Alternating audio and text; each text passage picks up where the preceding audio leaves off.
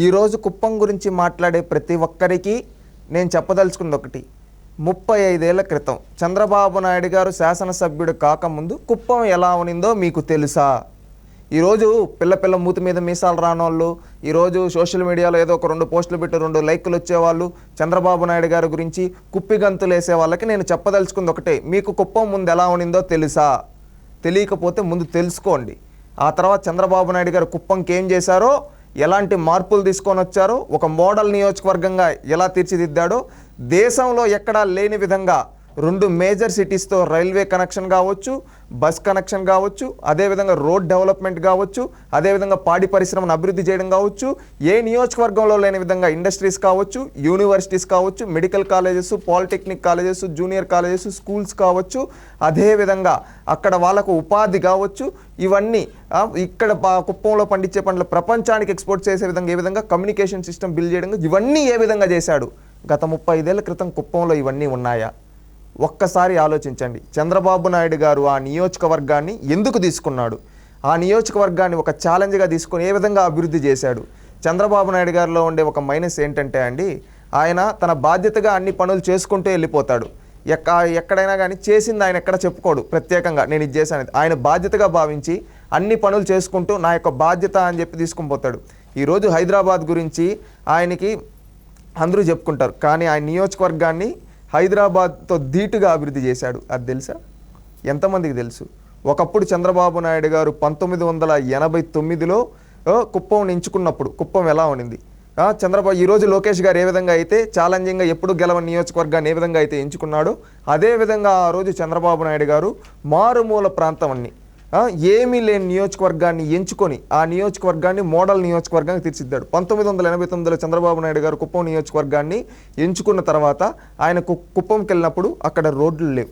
వీకోట కుప్పం ఉంది, ఆడొక్కటే single tar road, ఇంకెక్కడ రోడ్లు లేవు. కాలు మాట్లాడాలంటే కర్ణాటక బోర్డర్ వరకు అంటే కుప్పం నుంచి 15-20 కిలోమీటర్లు దాటొచ్చి మాట్లాడాలి. ఆ విధంగా ఉన్నాయి పరిస్థితులు. అదే కాకుండా ఆ రోజు అక్కడ ఉండేదానికి ప్రభుత్వ గెస్ట్ హౌస్లు అవి కూడా ఏం లేవు. ఎక్కడన్నా పోతే ఒక దగ్గర ఉందామని ప్రభుత్వ గెస్ట్ హౌస్, చంద్రబాబు నాయుడు గారు వాళ్ళు అక్కడికి వెళ్ళి ఇప్పుడు ఎమ్మెల్సీ దొరబాబు గారు ఉన్నారు కదా, ఆయన ఆ రోజు ఫస్ట్ కాన్స్టిట్యుయెన్సీకి విజిట్ చేసినప్పుడు చంద్రబాబు నాయుడు గారు అక్కడ కూర్చోంటే తలుపులు పడిపోయినాయి, అట్టున్నాయి. అంటే అంత పాడుబడిపి ఆ విధంగా ఉన్నాయి ప్రభుత్వ గెస్ట్ హౌస్లు. ఇవి కూడా రోడ్లు లేవు, కనెక్షన్ సిస్టమ్ లేదు. అక్కడ ఏంటంటే ఎక్కువగా ఒక మూఢనమ్మకాలను ఎక్కువ నమ్మేవాళ్ళు. ఇంట్లో కనీసం గుడిసెల్లో ఉండేవాళ్ళు, ఇల్లు లేముండేది గుడిసెలు ఉండేవి. ఆ గుడిసెల్లో నుంచి ఆడవాళ్ళు కనీసం బయటకు వచ్చేవాళ్ళు కాదు. అదేవిధంగా మగవాళ్ళు కూడా ఏంటో అక్కడికక్కడే ఉండేవాళ్ళు. రోడ్లు బాగుండేవి. మూఢనమ్మకాలతో ఒక మారుమూల ప్రాంతంగా వాళ్ళకి నాగరికత కూడా అవగాహన లేని రోజుల్లో చంద్రబాబు నాయుడు గారు అక్కడ నియోజకవర్గాన్ని ఎంచుకొని ఫస్ట్ నియోజకవర్గం మొత్తాన్ని 1989 ఎలక్షన్స్లో ఆయన కంటెస్ట్ చేసేప్పుడు నియోజకవర్గం మొత్తం ఒక అవగాహన తెచ్చుకొని దానిపైన రిపోర్ట్స్ తెప్పించుకొని అవన్నీ తెప్పించుకొని ఏం చేయాలి, కుప్పం ఎలా మార్చాలి ఒక విజన్తో ఆ రోజుల్లోనే 1989లో తొలిసారి ఎలక్షన్లో గెలవడం జరిగింది. ఎమ్మెల్యేగా చంద్రబాబు నాయుడు గారు 6,000 పై మెజారిటీతో కుప్పంలో 1989లో చంద్రబాబు నాయుడు గారు ఎమ్మెల్యే అయ్యారు. 1989లో తెలుగుదేశం పార్టీ ప్రతిపక్షంలో ఉంది. ఇంకా ప్రతిపక్షంలో ఉంటే మీకు తెలుసు. కానీ అప్పటికి ఆయన నిధులతో ఆయన ఏం చేయగలడు, ఆ టైప్ ఆఫ్ అభివృద్ధి కార్యక్రమాలన్నీ చేశాడు. ముందుగా అక్కడ చేసింది ఏంటంటే ఇరిగేషన్ మీదండి. ఒకప్పుడు ఏంటంటే అక్కడ చెరువులలో నీళ్ళు ఉంటేనే పంటలు పండేటివి. ఆ చెరువుల్లో నీళ్ళు లేకపోతే ఇంకా పంటలు లేవు. అలాంటప్పుడు ఏం చేశాడంటే మొత్తం ఒక ఎంక్వైరీ చేసి మొత్తం రిపోర్ట్స్ తెప్పించుకొని ఎక్కడెక్కడ నీళ్ళు నిలుస్తాయో, ఎక్కడెక్కడైతే నీళ్ళు నిలబడతాయో అక్కడంతా చెక్ డ్యాములు కట్టేయండి. నియోజకవర్గంలో ఉండే మండలాల్లో అన్నింటిలో చెక్ డ్యాములు కట్టించేశారు చంద్రబాబు నాయుడు గారు. ఎందుకంటే వానల బడి వచ్చి ఆ నీళ్ళంతా అక్కడ స్టోర్ అయితే ఆ నీళ్ళను ఉపయోగించుకునే విధంగా చంద్రబాబు నాయుడు గారు రూపకల్పన అనేక చెక్ డ్యాములు రాష్ట్రంలో ఎక్కడా లేని విధంగా కుప్పంలో చెక్ డ్యాములు కట్టేయడం జరిగింది. ఎప్పుడు 1990లోనే, అంటే ఆయన తొలిసారి ఎమ్మెల్యే అయినప్పుడు అక్కడ ఫస్ట్ టైం ఎమ్మెల్యే అయినప్పుడు నీటి సొల్యూషన్ ఏంటంటే నీళ్ళు తీసుకొని రావాలంటే ఇప్పుడంటే ఆంధ్రనీవా ఇవన్నీ ఇంటర్లింక్ చేసి ఇప్పుడు ఆ నీళ్ళని ఇక్కడికి తీసుకొని వచ్చారు. కానీ అప్పట్లో షార్ట్ టర్మ్గా మనం ఏం చేయగలుగుతామని భావించి చెక్ డ్యాములు కట్టి ఎక్కడికక్కడ వానలు పడి నిలబడే నీళ్ళు కావచ్చు, చెరువుల్లో వేస్ట్ అవ్వకుండా కావచ్చు. మళ్ళీ ఇంకొకటి ఏం చేశారంటే చెరువుల్లో డెప్త్ను పెంచారు, చెరువుల్ని పటిష్టం చేశారు. అంటే చెరువులు అంటే నార్మల్గా ఇంకా చెట్లు ఇవన్నీ ఉండిపోయి ఎట్టబడితే అటు ఉండిపోతే కొట్టుకోబోతే అలాంటి దగ్గర మొత్తం క్లీనింగ్ చేపించి చెరువుల్ని పటిష్టం చేసి డెప్త్ను పెంచి నీళ్లు స్టోర్ అయ్యేదానికి ఈ విధంగా చేయడం జరిగింది. ఇక్కడి నుంచి అభివృద్ధి కార్యక్రమం అనేది మొదలుపెట్టారు చంద్రబాబు నాయుడు గారు. ఏంటంటే ఇక్కడి నుంచి మీరు చూస్తే మొత్తం మీద ఎన్ని పండించారు పంటలన్నిటికీ పండించుకునేదానికి ఈ వాటర్ సిస్టమ్ ఉంది. ఈవిడి ద్వారా బోర్స్ ఉన్నాయి, ఈవిడి ద్వారా డ్రిప్ ఇచ్చాడు. డ్రిప్ ఇప్పుడు కాదు ఇచ్చింది, 1995లోనే తన నియోజకవర్గంలో మొదలుపెట్టి డ్రిప్ ఇచ్చి అక్కడ ఆ డ్రిప్ ద్వారా వీళ్ళు పంటలు పండించుకునేదానికి ఎలాంటి పంటలో తెలుసా అండి, వెజిటేబుల్స్, అదేవిధంగా ఫ్లవర్స్ ఇలాంటివి పెట్టేదానికి ఆ రోజే వాళ్ళని తీర్చిదిద్దాడు. ఆ విధంగా వాటర్ ఇచ్చి హార్టికల్చర్ని డెవలప్ చేశాడు. గ్రీన్ హౌసెస్ ఉంటాయి కదండి, ఆ విధంగా అవి బిల్డ్ చేసి అక్కడ రోసెస్, ఫ్లవర్స్ ఇవి మళ్ళీ అదేవిధంగా కూరగాయలు ఇవి పండించుకునేదానికి చేశారు. మీకు ఒకటి తెలుసో తెలీదు, యూఎస్ఏకి యూకేకి నవంబర్ డిసెంబర్ టైంలో క్రిస్మస్కి న్యూ ఇయర్కి మన కుప్పం నుంచి రోసెస్ అనేది ఎక్స్పోర్ట్ అవుతాయి. ఓకే, ఆ విధంగా అభివృద్ధి చేశాడు. ఇది ఎంతమందికి తెలుసు? హార్టికల్చర్ని డెవలప్ చేశాడు తన నియోజకవర్గంలో. ఈరోజు అందరూ మాట్లాడుకుంటుంటారు హార్టికల్చర్ ఇవన్నీ, అది ఆ రోజుల్లోనే ఇంప్లిమెంట్ చేసి చూపించాడు చంద్రబాబు నాయుడు గారు. అది చంద్రబాబు నాయుడు గారు కుప్పం మీద ఉన్న కమిట్మెంట్. ఇవే కాకుండా పాడి పరిశ్రమను అభివృద్ధి చేశాడు. ఎందుకంటే అక్కడ చెప్పాం మూఢనమ్మకాలతో ఈ విధంగా ఉంటారు, వీళ్ళందరికీ ఒక ఉపాధి చూపించాలనే ఉద్దేశంతో పాడి పరిశ్రమను అభివృద్ధి చేశారు. ఆవుల్ని డిస్ట్రిబ్యూట్ చేసి వాటికి మళ్ళీ సబ్సిడీలు ఇచ్చి వాటికి దానా ఇవి ఇచ్చి, అదేవిధంగా దాన్ని అన్నీ మనం ఎలాగంటే లోన్స్ ఇచ్చి ఒక్కొక్క 3 లక్షల నుంచి 4 లక్షల వరకు ఈరోజు మిల్క్ అనేది ప్రొడ్యూస్ అవుతుంది ఒక కుప్పంలోనే. అంటే అర్థం చేసుకోండి ఏ విధంగా ఎంకరేజ్ చేశారు. ప్రతి ఒక్కరికి పల్లెల్లో ఉండే వాళ్ళకి పాడి పరిశ్రమ అభివృద్ధి చెందాలని చెప్పి ఆవులు ఇప్పించారు. ఆ తర్వాత వాటికి సమ్ వెటర్నరీ హాస్పిటల్స్ ఇవి ఉంటాయి, అవి బిల్డ్ చేశారు. ఆ తర్వాత అక్కడ అవుటికిపై ఏమన్నా ఇవి వస్తే అవుటికి మళ్ళీ ఇన్సూరెన్స్ ఇచ్చారు. ఈ విధంగా చేసి ఈరోజు ప్రతి ఒక్కరూ వాళ్ళ కాళ్ళపై నిలబడుకునే విధంగా చేసి పాడి పరిశ్రమను అభివృద్ధి చేసి ఈరోజు కుప్పంలో ఉండే వాళ్ళు 3 లక్షల నుంచి 4 లక్షలకు పైగా మిల్క్ ప్రొడ్యూస్ చేస్తూ ఉన్నారంటే అర్థం చేసుకోండి ఏ విధంగా ఆ రోజు పాడి పరిశ్రమని ఎంత స్ట్రాంగ్ చేశాడు వాళ్ళ కాళ్ళపై నిలబెట్టుకోవడానికి. ఇది చంద్రబాబు నాయుడు గారు చేసిన అభివృద్ధి అక్కడ వాళ్ళని స్వయం ఉపాధి రంగంలో. అదేవిధంగా రోడ్స్ అండి, ఈరోజు చూస్తే అవుట్ సైడ్ ద విలేజ్, ప్రతి విలేజ్ టు విలేజ్ తారు రోడ్స్ ఉంటాయి, inside the village CC roads చేశారు. ఏ నియోజకవర్గంలో లేని విధంగా ప్రతి ఒక్క గ్రామానికి సీసీ రోడ్డు, తారు రోడ్డు వేసిన ఘనత చంద్రబాబు నాయుడు గారిది. ఇదే కాకుండా ప్రతి ఒక్క పల్లెల్లో వాటర్ ట్యాంకులు కట్టించాడు. ప్రతి ఒక్క పల్లెలో, ఈ పల్లెలో లేదు అనే దానికి లేదు, ప్రతి ఒక్క పల్లెలో వాటర్ ట్యాంకులు కట్టించారు.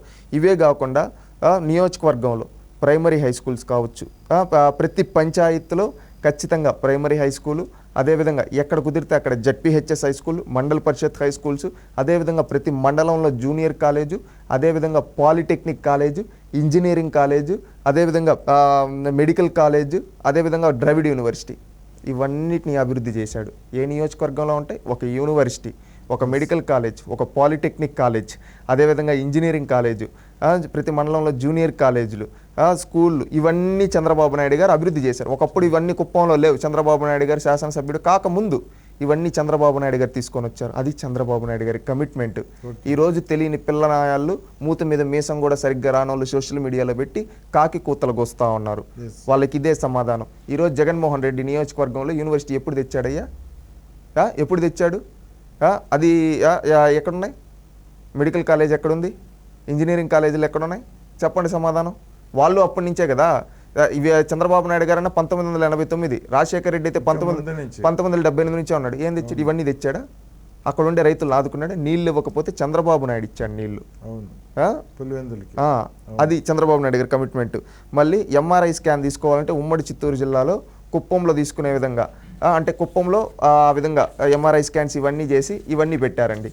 ఈ విధంగా చేశారు. మళ్ళీ ఇవే కాకుండా ఇండస్ట్రీస్ చంద్రబాబు నాయుడు గారు తీసుకొని వచ్చినట్టు ఏంటంటే మీకు కొన్ని పేర్లు చెప్తాను. హిండాల్కో, ఆదిత్య బిర్లా వాళ్ళది అల్యూమినియం ఎక్స్టెన్షన్ ఇండస్ట్రీ, ఇది కుప్పంలో ఉందండి. అదేవిధంగా సాహి ఎక్స్పోర్ట్స్ 4000 మంది వర్క్ చేస్తున్నారండి. ఇది గార్మెంట్స్ ఇండస్ట్రీ అండి.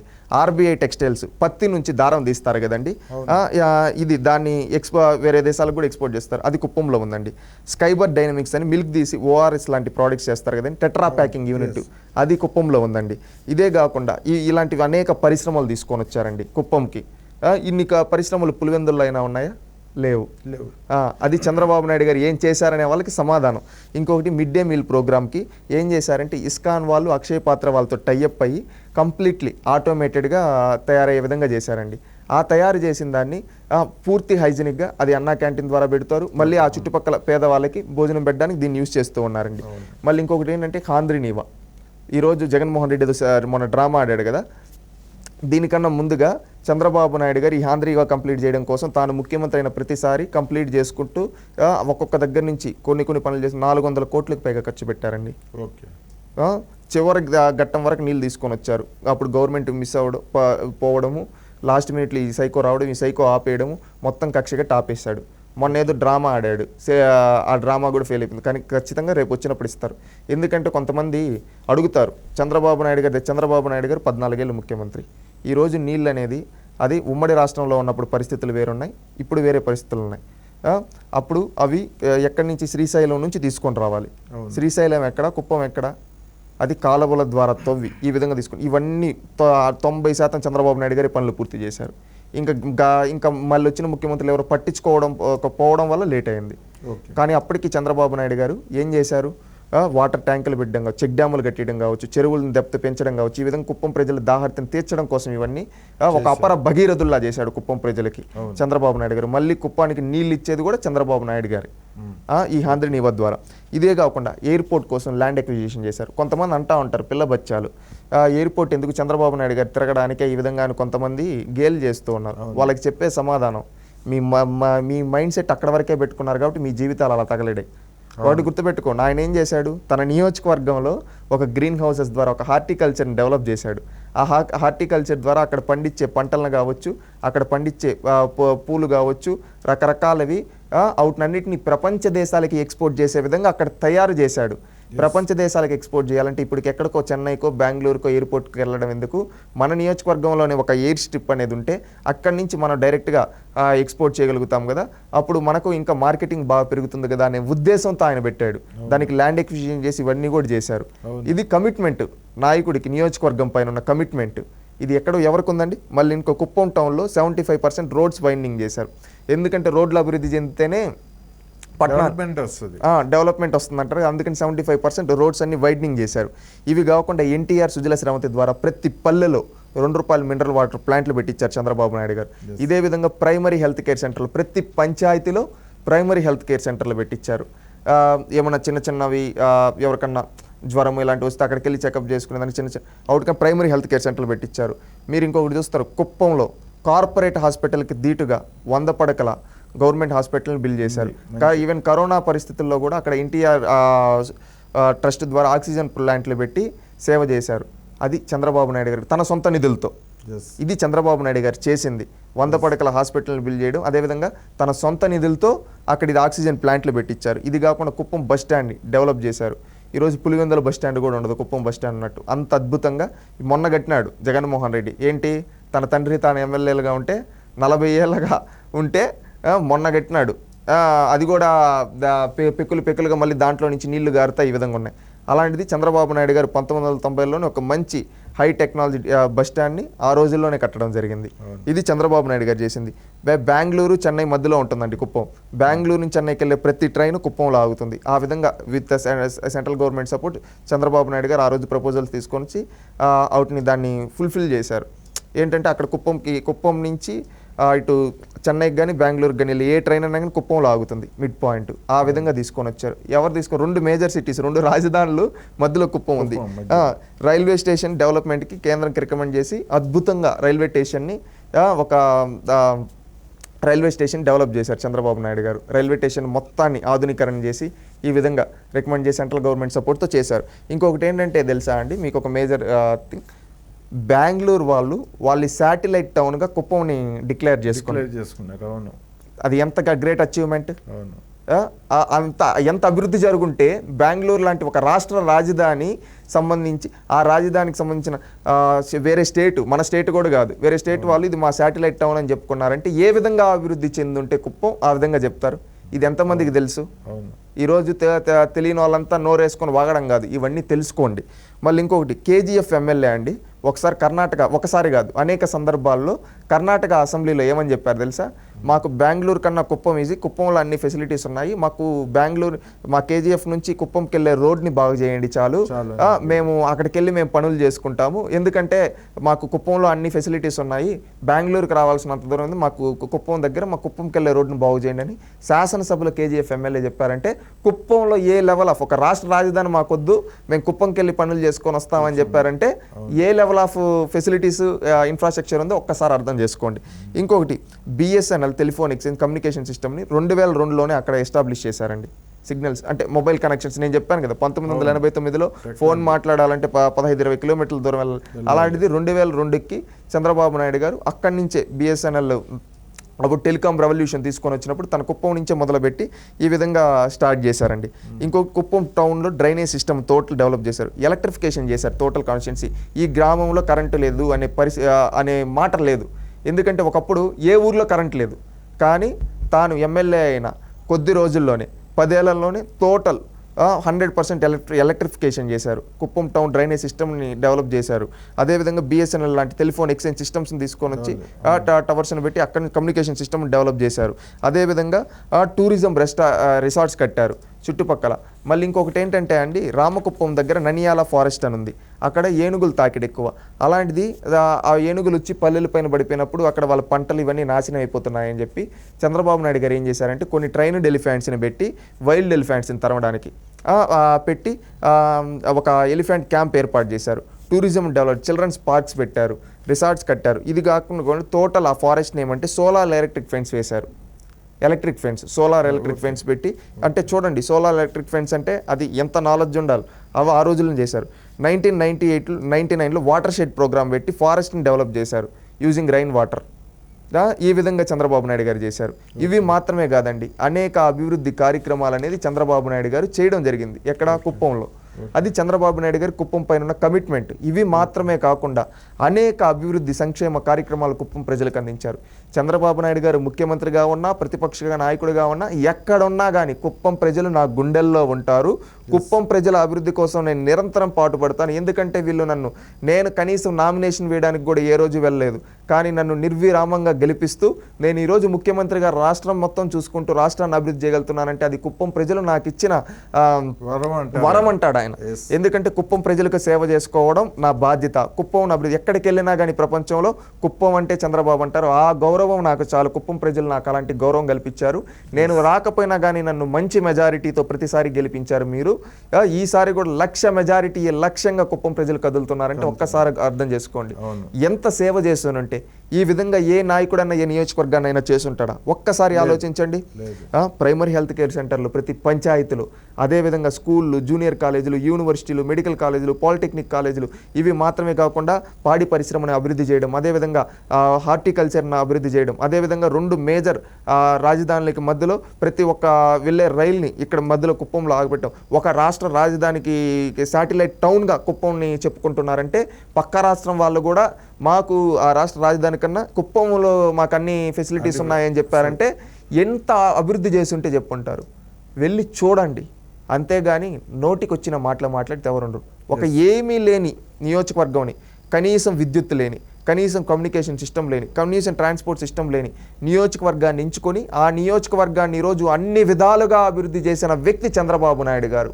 ఈరోజు అక్కడ పండించే పంటలు ప్రపంచానికి ఎక్స్పోర్ట్ చేసే విధంగా తయారు చేశాడు. అక్కడ పాడి పరిశ్రమ అభివృద్ధి చేసి రాష్ట్రంలో ఎక్కడా లేని విధంగా పాడి పరిశ్రమ స్ట్రాంగ్గా ఉన్న నియోజకవర్గంగా తయారు చేశాడు. అక్కడ వాళ్ళకి ఉపాధి చూపించాడు, కంపెనీలు తీసుకొని వచ్చాడు. అదేవిధంగా వాళ్ళ కాళ్ళపైన వాళ్ళు నిలబడుకొని వాళ్ళ జీవనోపాధి సాగించుకునే విధంగా బిల్డ్ చేశాడు. అది చంద్రబాబు నాయుడు గారు. రైతులను కావచ్చు, యువతకు కావచ్చు, అందరికీ ఒక వరంలా అభివృద్ధి చేశాడు చంద్రబాబు నాయుడు గారు. అది చంద్రబాబు నాయుడు గారు కుప్పంకి చేసింది. ఈరోజు గాలి మాటలు మాట్లాడే గాలి ఎదవలు ఇవన్నీ తెలుసుకోండి ముందు. ఎందుకంటే నోరుంది కదా, ఏదో పడితే ఎవడో ఏదో చెప్పాడని చెప్పి ఫేక్ రాతలు రాయడం కాదు. దమ్ముంటే ఇదే విధంగా ఆ రోజు నుంచి 1989 నుంచి ఈ రోజు వరకు ఎంతోమంది ఎన్నో నియోజకవర్గాల శాసనసభ ఎవరన్నా ఈ విధంగా చేశారా? దేశంలోనే, నాట్ రాష్ట్రంలో కాదు, దేశంలోనే ఎవరైనా చేసి ఎవ్వరు చేయని విధంగా చంద్రబాబు నాయుడు గారు. అందుకని కుప్పం ప్రజల గుండెల్లో పెట్టుకొని చంద్రబాబు నాయుడు గారు కనీసం నామినేషన్కి కూడా వెళ్ళకపోయినా కానీ ఆయన్ని గెలిపిస్తున్నారు అంటే అక్కడ ప్రజలకి ఏ విధమైన అభిమానం ఉందో చంద్రబాబు నాయుడు గారి పైన ఒక్కసారి ఆలోచించండి. ఇదే విధంగా చంద్రబాబు నాయుడు గారు కుప్పం అభివృద్ధి చేసినట్టే ప్రతి నియోజకవర్గాన్ని అభివృద్ధి చేశారండి. ఆయన హయాంలో ఆయన ముఖ్యమంత్రిగా ఉన్నప్పుడు ప్రతి నియోజకవర్గాన్ని అదే విధంగా అభివృద్ధి చేశాడు, ఎన్నో నియోజకవర్గాల్ని. కానీ అవన్నీ ఏంటంటే ఆయన చేశాడు ఆయన బాధ్యతగా, కానీ ప్రమోషన్ ఎక్కడ చేసుకోలేదు ఆయన. ఈరోజు మాలాంటి వాళ్ళు తెలుసుకొని చెప్తూ ఉంటే జనాలకు తెలుస్తూ ఉంది. ఇది ప్రతి ఒక్కరు తెలుసుకోవాల్సిన బాధ్యత. ఎందుకంటే ఈరోజు ఫేక్ రాతలు రాసే వాళ్ళు కూడా ఒకటి తెలుసుకోండి, రీసెర్చ్ చేసి తెలుసుకొని మాట్లాడండి. ఏదో రాస్తూ ఉన్నామంటే అది మంచి పద్ధతి కాదు. ఈరోజు భరత్ అని ఎవరో ఒక అతను మాట్లాడతాడు 30 ఏళ్ళు. నువ్వు 30 ఏళ్ళకి ముందు ఎక్కడున్నావయ్యా? నువ్వు మాట్లాడతావు ఈరోజు. తెలుసుకో, చంద్రబాబు నాయుడు గారు అనే వ్యక్తి రాష్ట్రాన్నైనా నియోజకవర్గాన్ని అభివృద్ధి చేయడంలో ఆయనే సాటి. ఆయన విజన్తో నియోజకవర్గాన్ని అభివృద్ధి చేశాడు, రాష్ట్రాన్ని అభివృద్ధి, మళ్ళీ గెలుస్తాడు, మళ్ళీ అభివృద్ధి చేస్తాడు, మళ్ళీ అభివృద్ధి చేస్తూనే ఉంటాడు. ఎందుకంటే ఆయనకి అభివృద్ధి చెయ్యాలి, నా పేరు చరిత్రలో నిలిచిపోవాలనే తపన. ఆ తపన ఏంటంటే మంచిగా నిలిచిపోవాలని చెప్పి చేస్తూ ఉన్నాడు. కుప్పం అంటే చంద్రబాబు, చంద్రబాబు అంటే కుప్పం. మెజారిటీ లక్ష్యంగా కదులుతున్నారు. ఖచ్చితంగా ఆ మెజారిటీ సాధిస్తారని భావిస్తూ ఉన్నామండి. ఖచ్చితంగా కుప్పం ఇంకా అభివృద్ధి చెంది ఇంకా మోడల్ నియోజకవర్గంగా రానున్న 5 ఏళ్ళలో కూడా తయారవ్వాలని భావిస్తూ ఉన్నాం. ఖచ్చితంగా ఈసారి కుప్పం ప్రజలు కూడా, కుప్పంలో ఉండే యువత కూడా ఇవన్నీ తెలుసుకోండి. ఎందుకంటే ఒకప్పుడు కుప్పం ఎలా ఉంది, ఇప్పుడు కుప్పం ఎలా ఉంది. ఈరోజు ఈ విధంగా ఉండడానికి చంద్రబాబు నాయుడు గారి కృషి, పట్టుదల, ఆయన యొక్క విజన్ కారణం. ఆ విధంగా ఇంకెవరన్నా ఉంటే ఏ విధంగా ఉంటుంది, చంద్రబాబు నాయుడు గారు కాబట్టి ఈ విధంగా ఇన్ని మార్పులు తీసుకొని రాగలిగారు, ఇంత అభివృద్ధి చేశారు.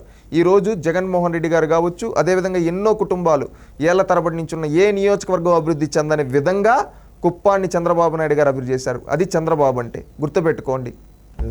ఓకే అండి, ధన్యవాదాలండి. మంచి విషయాలు చెప్పారు మా ప్రేక్షకులకి.